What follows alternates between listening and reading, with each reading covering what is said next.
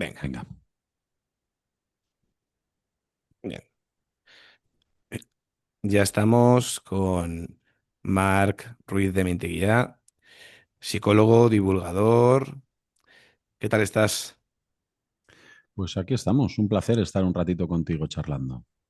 Bueno, lo mismo digo. Bueno, Marc, mm, la primera pregunta que suelo hacer siempre, y no va a ser menos contigo, es ¿quién es Marc Ruiz de Minteguía y cuál es su trayectoria? Háblanos un poco de ti. Pues Marc es un padre de familia que se ocupa de sus dos criaturas y trabajo en un centro sanitario de psicología especializado que tiene un año más que yo. Entonces es un centro muy joven. Y, y nada, pues me dedico fundamentalmente al tipo de problemas que se pueden ver en un centro sanitario privado y sí que estoy especializada en trastornos alimentarios, pero también trabajo pues con otro tipo de problemas emocionales, no generales de adultos y jóvenes que pueden llegar. No sabría decirte qué más cosas de mí, ¿no? A nivel, no sé si personal o laboral. Yo creo que No con es eso. necesario. Yo creo que es una buena descripción para que la gente te conozca un poquito. Y bueno, y para Ok. situarnos, hablando del tema, acabas de publicar un libro, ¿verdad? Ujú. Sí, el día 15 de septiembre se publicó Entender los trastornos alimentarios con Shackleton Books. Ujú. Muy bien. Pues ya para que la gente, como hemos hablado en el canal antes de trastornos de conducta alimentaria, con otra persona entrevistada, hoy vamos a profundizar un poquito más. Vamos a hablar de trastornos de conducta alimentaria, pero también vamos a hablar de personalidad y también ciertas cositas interesantes. Pero para situarnos bien, para empezar, ¿cómo defines a día de hoy un trastorno de conducta alimentaria y también un poco qué señales tempranas pueden alertar a familias y entorno? Ujú. Pues yo lo definiría como un patrón de conducta que se mantiene en el tiempo porque cumple una función o varias funciones, ¿no? Como regular emociones, buscar control, sentirse más seguro con uno mismo, con los demás, en el entorno. Y esas conductas se van convirtiendo en el centro de todo, poco a poco y a veces de manera vertiginosa, y tienen que ver en lo visible pues con hacer uso de la comida para regularse o para cambiar el cuerpo.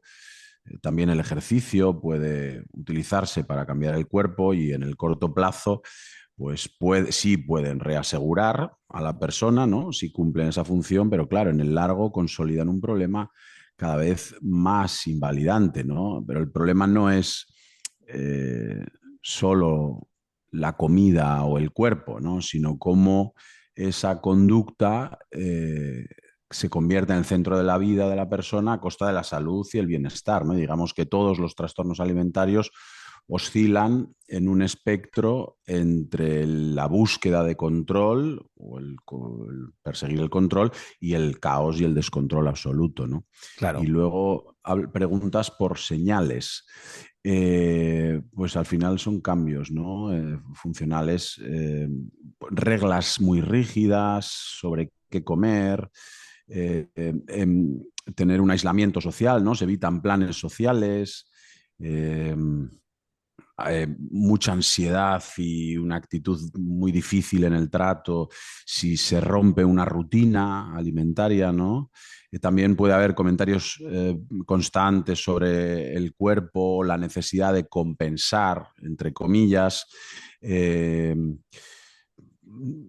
Eso básicamente, y diría que no hace falta tener un bajo peso, un poco porque esta sería una de las cosas que se suele, ¿no?, decir. Ujú. Más asociado a la Muchas anorexia, veces, ¿no? sí, eso es, pero que Claro. muchas veces esas señales son pues de rigidez y de pérdida de libertad en la cotidianidad del día a día, ¿no? Claro, claro, claro. Mm, Hay un tema que son los mitos que me resulta muy interesante y aparte de uno, te quiero preguntar cuál es el más dañino sobre los trastornos de conducta alimentaria. Ujú. ¿Cuáles crees que hay que puedan estar vigentes y que sean los más destructivos o el más destructivo que tú creas? Mira, ahora mismo hablábamos de uno, ¿no? Un poco el hecho de pensar que tiene que estar muy delgada la persona para tener un problema grave, ¿no? Uno, ¿eh? Bueno, no sé, quizás el hecho de decir que los trastornos alimentarios son un capricho, que se curan, que es cuestión de fuerza de voluntad, ¿no? Cosas así, Ujú. porque cuando decimos esto, esto impide ver la función del síntoma y minimiza la complejidad del problema, ¿no? La persona no restringe o se atraca porque quiera llamar la atención, sino porque ha aprendido que esa conducta le hace sentir mejor en la inmediatez, al menos, como decíamos antes, ¿no? Le reasegura, le calma, le da control, eh, le hace Claro. sentirse válida, ¿no? Eh, si lo reducimos a un tema de voluntad, al final lo que estamos haciendo es culpabilizar a la persona y retrasamos la intervención o la solución del problema, ¿no? Y si me permites otro mito que se me Sí, ocurre, sí. sería el de que los trastornos de la conducta alimentaria son para toda la vida y no se pueden resolver, ¿no? Sí, rotundamente falso, sí se pueden resolver, ¿no? Ujú. Hombre, ese mensaje puede dar mucha esperanza a la gente y creo que es necesario, porque si ese mito Así está es, muy ahí, muy vigente, es que la gente ni va a buscar ayuda, va a ujú, seguir enzarpada y enfrascada en su problema. así es. Y en consulta, ¿cómo diferencias entre rasgos de personalidad y un trastorno de personalidad cuando evalúas un TCA? Ujú. Bueno, a mí el concepto de personalidad me parece un poco controvertido, ¿no? Sí que sería Ujú. importante aclarar que cuando hablamos de personalidad nos referimos a un constructo que puede resultar útil para describir patrones de comportamiento, ¿no? No a una entidad fija de algo, ¿no? Entonces diría que un rasgo es una tendencia de comportamiento, un estilo de comportamiento que se expresa más en unos contextos que en otros. Y si hablásemos del trastorno de personalidad, pues implica un patrón, digamos, más rígido que acaba interfiriendo en más áreas de la vida, ¿no? Y que se mantiene en el tiempo causando pues, más sufrimiento. Esto al final sería igual la definición de problema psicológico, cuando saltamos de lo Mm. funcional a lo Ujú. disfuncional, ¿no? A lo patológico, ¿no? Que al final Claro. acaba cogiendo todas las esferas de la vida, ¿no? En la práctica, diría que muchos rasgos que parecen de personalidad en un trastorno alimentario, por ejemplo, pues se reducen cuando hay alguna mejora a nivel de regulación emocional o simplemente nutricional, porque deja de haber un déficit energético y entonces algunas cosas que entendíamos como estructurales en ese trastorno, en esos rasgos, desaparecen, ¿no? Al final es como un estilo que podemos anticipar, ¿no? Intuir, esta persona pues, puede ser más introvertida, más extrovertida o así, pero en algunos casos puede ser más complejo que en otros.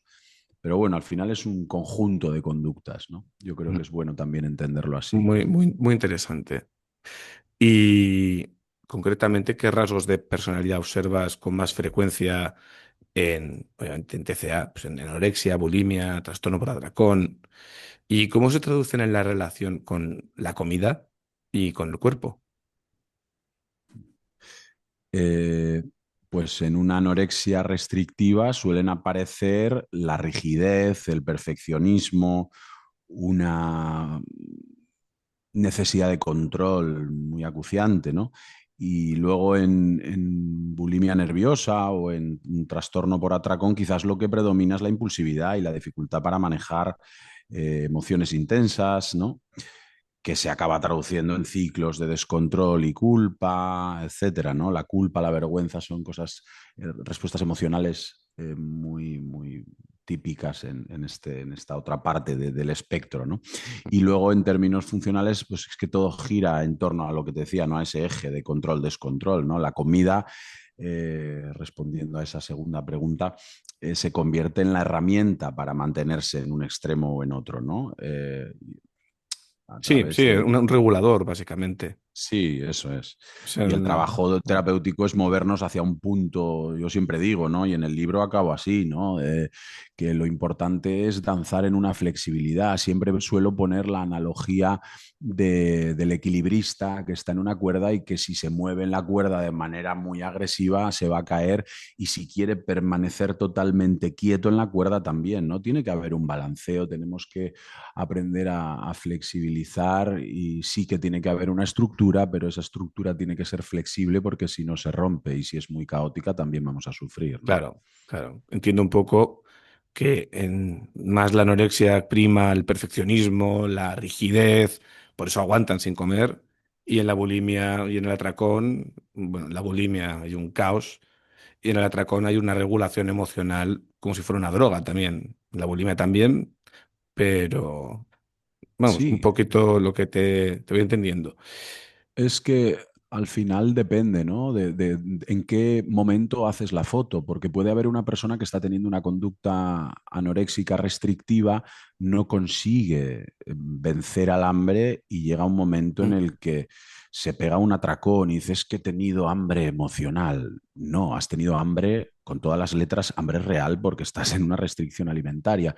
Entonces se pega ese atracón y entonces la solución que aplica a ese atracón es volver a restringir, etcétera, ¿no? Y puede que durante ese proceso, si lo repite, llega un momento en que descubre, por ejemplo, una compensación, como puede ser el hiperejercicio o la purga con vómitos. Entonces puede empezar a vomitar y al ver que eso le funciona, pues coge más confianza con poder pegarse a atracones, ¿no? Porque sabe que luego va a vomitar. Y eso, ese círculo de atracón y vómito a través de la repetición, puede llegar a convertirse incluso en un ritual placentero, ¿no? sí, Entonces, depende mucho de en qué momento está la persona, cuántas veces, durante cuánto tiempo ha ejecutado una determinada práctica, va a ir ligada a unas determinadas sensaciones u otras, de control, descontrol, sufrimiento, placer, culpa. ujú. Eh, Depende en qué momento pillamos a la persona, ¿no? Muy interesante. Y voy un poco más allá. ¿Qué papel juega el estilo de apego y las experiencias en la infancia adversas en que una persona sea vulnerable a desarrollar un trastorno de la conducta alimentaria? El apego para mí también es un concepto un poco controvertido, porque a veces parece que es una cosa que tenemos dentro, ¿no? Pero Sí, no es más que una manera de describir, es como un reductor de complejidad, porque al final abarca muchas cosas, ¿no? ujú, Y yo creo que simplemente pretende describir cómo aprendemos a relacionarnos con los demás en base a experiencias tempranas, ¿no? claro, sí. Lo usamos como un marco porque nos ayuda a entender por qué algunas personas pues, buscan constantemente aprobación externa o se cierran y desconfían, o por qué ciertas experiencias más o menos traumáticas eh, o determinados tipos de sistemas familiares un poco caóticos, ¿no? Pueden marcar a la persona y condicionar su, estilo, su manera de vincularse, su forma de vincularse, ¿no? Eh, no lo veo como una causa universal, lo digo porque a veces hay pues, Sí. corrientes o modas que igual abusan mucho de determinadas cosas en determinadas épocas a lo largo de la carrera profesional, ¿no? Entiendo que el apego no es una condena vital. El estilo de Eso, apego se puede trabajar también, se pueden claro, compensar los exacto. déficits. Sí, de hecho, iba a decir que no lo veo como esa causa universal, pero sí como un factor de vulnerabilidad que explica parte de la historia de aprendizaje de esa persona y que puede estar condicionando. Pero efectivamente, la buena noticia es que esos vínculos, como dices, también se pueden reconstruir en la vida adulta y en un proceso terapéutico, ¿no? Pero claro, lo que iríamos un poco, yo creo, es a qué le ha faltado o qué puede haberle faltado a una persona que acaba desarrollando ese TCA, ya sea anorexia, bulimia, por ejemplo. Es que tu pregunta está dando por hecho que ha faltado algo, ¿no? Claro, claro, Eh, cierto. Y hay, y efectivamente puede pasar que ha faltado algo y que eso se convierta en un factor predisponente de tener un trastorno alimentario, pero No al siempre. final es que hay tantas variedad de cosas que pueden darse, que pueden hacer que una persona vaya hacia un trastorno alimentario. Yo, por ejemplo, en el libro, uno de los primeros capítulos se llama Comprar boletos, ¿no? Y hablo de los factores predisponentes y precipitantes, ¿no? Bueno, y mantenedores que hay ahí que al final eh, vamos viviendo y hay un contexto y tenemos una familia y tenemos una genética y tenemos unos padres y unos amigos y un entorno. No es lo mismo tener 10 años en nuestra época que no había móviles ni internet ni nada de eso, que ahora que están bombardeándoles con imágenes todo el tiempo. No quiero decir con esto que el hecho de estar en contacto con redes sociales sea la explicación absoluta de nada, pero sí que es un boleto más que puede favorecer que caigamos en un problema de estas características. Entonces, pues digamos que hay muchas cosas, ¿no? Esas cicatrices, ¿no? Ujú. También Sí, son determinantes, claro. efectivamente. Es una cosa más que puede ser determinante, pero que puede traducirse en otra cosa que Sí, no sea bueno, puede necesariamente un traducirse trastorno alimentario. o en drogadicción, o en adulación constante, o en falta de asertividad, o no, o Exacto, seguir otro camino. Pero claro, exacto. Son muchas las variables, ¿no? sí, sí, sí. Y te voy a preguntar un poco sobre el trastorno límite de la personalidad. En el programa lo hemos hablado muchas veces, que al final es por resumirlo un poco, es un trastorno que tiene mucho trauma detrás y es una desorganización muy grande de la personalidad, con mucha vulnerabilidad, sensaciones de vacío constantes y un malestar tremendo, sobre todo a nivel relacional. Y claro, la pregunta es cómo cambia el pronóstico y qué ajustes tienes que hacer en general cuando ves que un paciente que viene con TCA, probablemente con bulimia, llega a tu consulta. Me viene a la cabeza que sí hay datos por ahí que hablan de que más de la mitad, un 50 y pico por ciento de las personas con TLP han sufrido problemas relacionados con trastornos alimentarios. Pero bueno, claro, han sufrido problemas relacionados con TCA y con tantas otras cosas, porque es Claro, un cajón desastre, ¿no? sí. En estos casos yo creo que hay que poner, la diferencia que haría cuando se detecta es poner mucho más énfasis en el vínculo, ¿no? Y priorizarlo en la intervención, ¿no? Es el primero, tenemos que asegurarnos de tener mucho cuidado de que esa persona se sienta segura y trabajar esa seguridad personal, esa regulación, ese ser un referente, un anclaje, un vínculo sólido y luego ir trabajando esa flexibilidad en la comida y tantas otras cosas, ¿no? Es muy necesario una estructura en estos casos, ¿no? Digo a nivel de intervención psicológica, ¿no? Tiene que haber unas normas, unos límites claros, una estructura y si es posible y nos lo permite la persona y la circunstancia, también trabajar con su gente, con su entorno social, etcétera, ¿no? Ujú. Son casos de todas formas también muy difíciles, muy complejos, muy estomagantes y que tenemos que estar preparados y formados porque si no nos van a revolver muchísimo y pueden hacer Ujú. mucho daño sin quererlo y casi en la misma frase pueden decirte que eres un terapeuta maravilloso y que se quiere suicidar por tu culpa porque te odia a muerte porque le has jodido la vida, ¿no? Sí, Y todo casi sí, en el mismo... hay que tener muy claros los roles. Y Exacto. ¿Y con qué estilo, con qué perfil estás trabajando, ¿no? claro, claro. A veces es complicado cuando viene un paciente de un estilo y el siguiente es inversamente, o sea, es totalmente opuesto. El Mm. cambiar el chip mental es a veces complicadillo. Sí, Pero eso sí, yo ahí suelo decir que tiene que ver con la experiencia, ¿no? Que vamos aprendiendo a ser camaleónicos y a sintonizarnos con la persona que tenemos delante y quizás cambiar el ritmo en la intervención porque ves por dónde respira y eres camaleónico, ¿no? Yo recuerdo alguna vez que he tenido alguna persona de prácticas en mi despacho y hemos tenido igual 3 primeras sesiones seguidas, ¿no? Y después en la supervisión decirme, "Jo, pero es que te has comportado de manera radicalmente diferente en cada sesión". Digo, joder, es que no, es que estábamos, no es lo mismo tener una persona con un ánimo muy bajo, con una depresión, que tener una primera sesión con una anorexia restrictiva de 17 años que viene de la oreja con sus padres. claro, La manera en la que te comportas a nivel verbal, paraverbal y no verbal es radicalmente distinta. Entiendo lo del cambio de chip cuando el contraste es muy, muy grande, pero bueno, pues sí. yo creo que se va depurando con la Se va experiencia. afinando con el tiempo y casi se vuelve automático. Eso Pero es lo que es. eso es. Y para mí esto es un punto importante, ¿no? Porque un poco yo creo que los TCAs, parte de ellos, porque aquí no explicaría tanto el de trastorno por atracón, eh, hasta qué punto la imagen corporal, ese deseo de verse bien, actúa como una autoestima protésica, sustitutiva, perfiles de identidad frágil o narcisismo vulnerable también. ¿Y cómo lo trabajas? Un poco a nivel general. Hoy en día me atrevería a decir que igual ni siquiera hay que hablar, que también, de una autoestima frágil o un narcisismo vulnerable, porque es que quizás la insatisfacción corporal es la norma.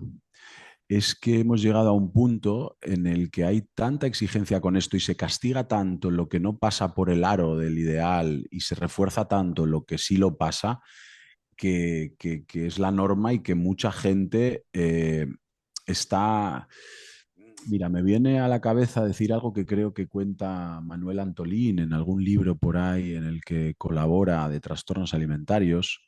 Manuel Antolín lleva el blog Cómete el Mundo TCA, en el que Ujú. hay profesionales muy válidos sobre estos temas.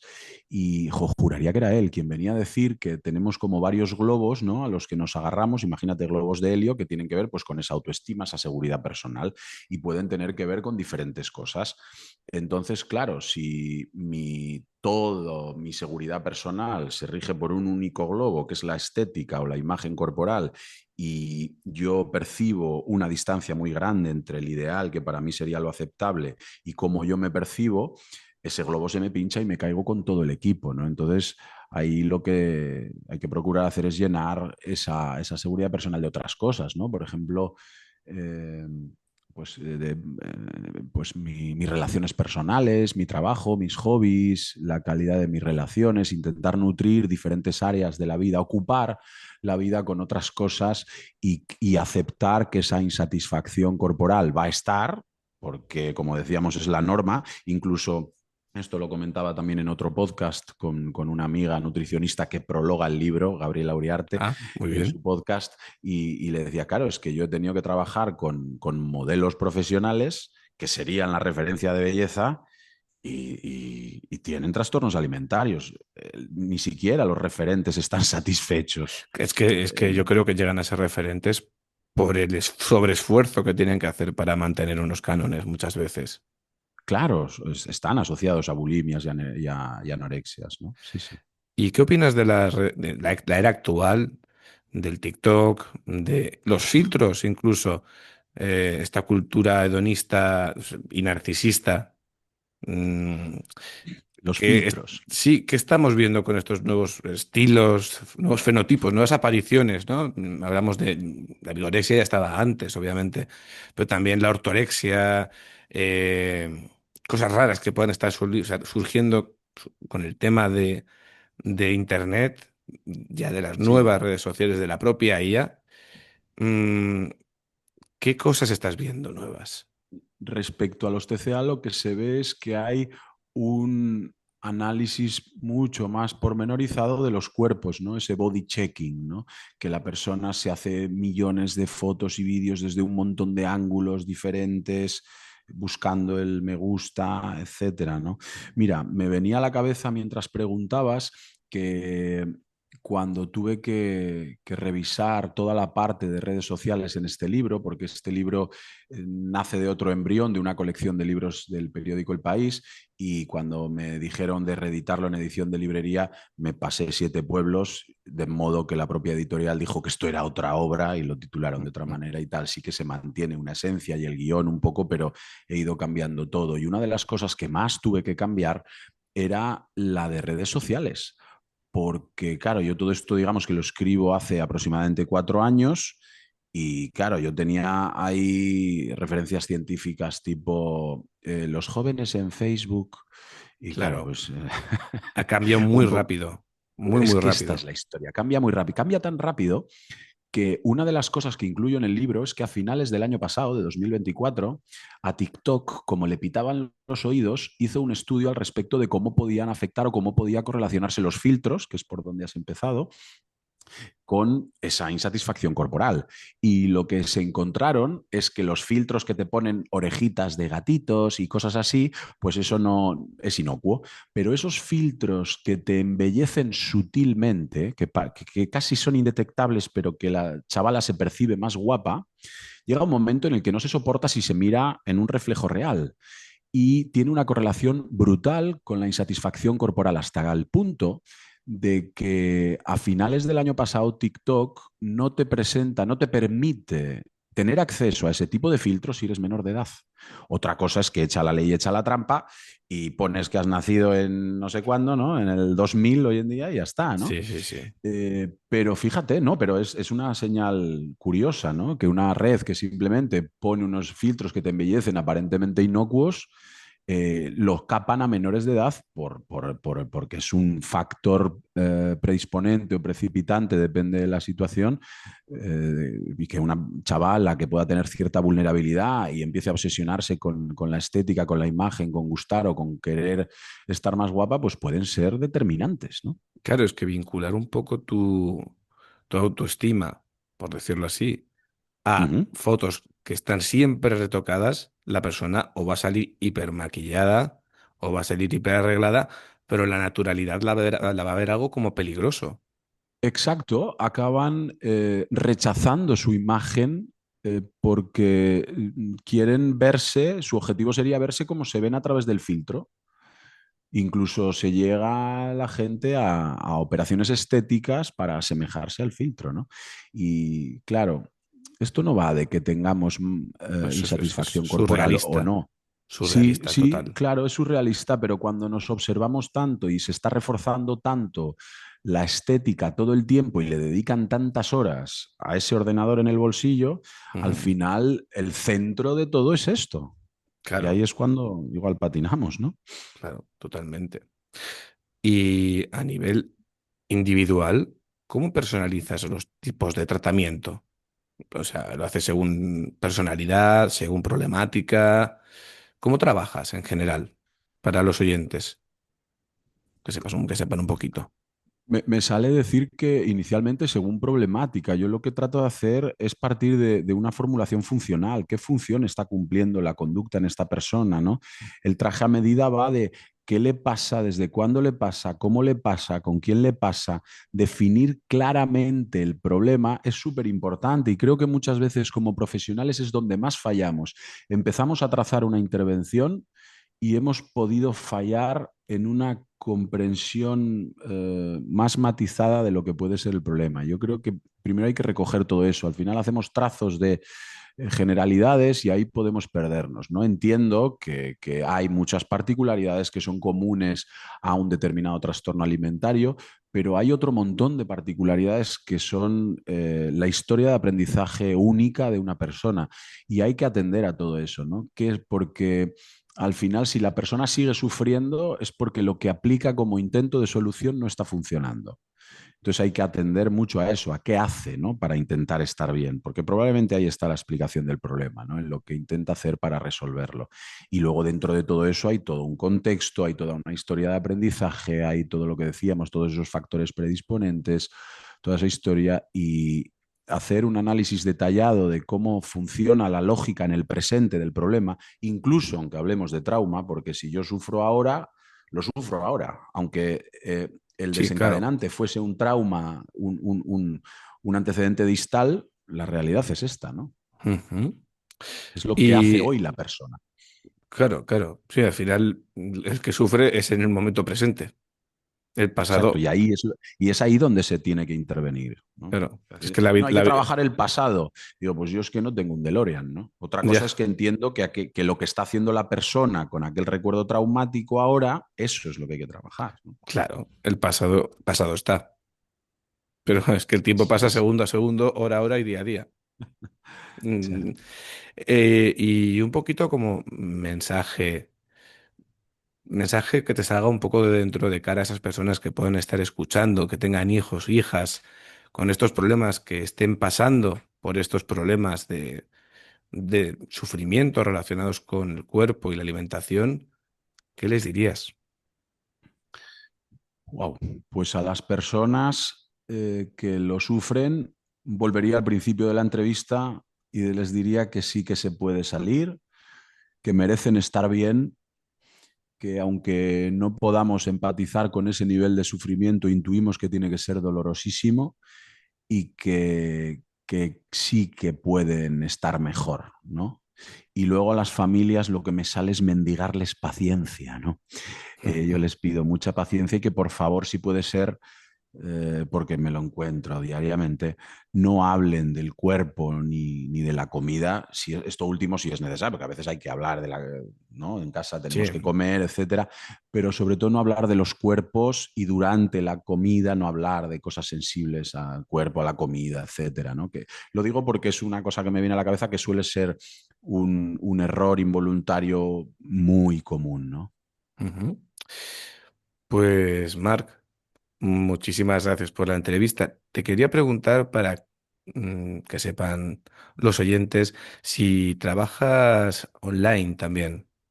Sí, de hecho, por culpa, a causa o gracias a la pandemia, no lo sé, depende cómo lo miremos, yo trabajo presencialmente lunes, martes y miércoles y jueves y viernes online. Si es verdad que de lunes a miércoles también me puede pasar que pueda atender online a quien sea porque llega tarde o Claro. lo que fuera, pero sí tengo destinado jueves y viernes solamente trabajo Ujú. online esos 2 días. Pues podrías dejar un contacto para los oyentes, un correo electrónico o algo para que puedan, si, Sí, si les conecta mucho el mensaje que estás comentando, para poder pedirte ayuda, pues puedes comentar tu vía de contacto. sí, nuestra web es psicólogosbilbao.es y el email de contacto sería info@psicólogosbilbao.es. De todas Ujú. formas, hoy en día, y precisamente por lo que hablábamos, si en redes sociales buscan Marc Ruiz de Minteguía o así, ¿no? Van a encontrarme que trabajo en un centro que se llama Psicología y Psicoterapia Miguel Ángel Ujú. y pues ahí estamos, ¿no? Pues muchísimas gracias, Marc. Ha sido una entrevista muy interesante y suerte con el libro y con tu carrera. Muchas gracias y gracias a ti por darme este espacio pues, para poder hablar de estas cosas y que la gente vaya conociendo estas cosas, porque al final estos mitos que hablábamos al principio yo creo que tienen que ver con que no, la gente no, hay mucho mito porque se desconoce que es un trastorno alimentario, ¿no? Y que se dé espacio a conocer un poquito más. No sé si habré enrevesado más las cosas o menos, yo he No, no, intentado aclarar en qué consisten, ha estado pero genial. Ha estado ok, genial. pues eso, gracias a ti. Bueno, un saludo.